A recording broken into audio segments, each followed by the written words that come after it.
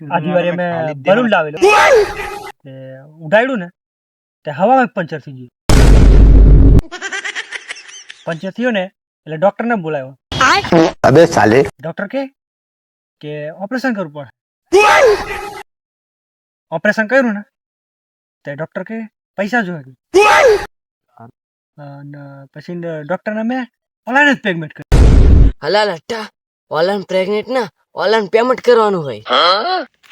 હલા મેં પણ ઓની દિવાય હુતરી બોમ્બ લાવ હુતરી બોમ્બ હલગાવી સીધો નાખ્યો ને ઢાબા પર પતરા ફાડી ગયો. આધી વારે મેં ચોકલેટ બોમ્બ લાવેલો તે ફોડ્યો ને તો પેલો ચડ્ડો ફાટી ગયો.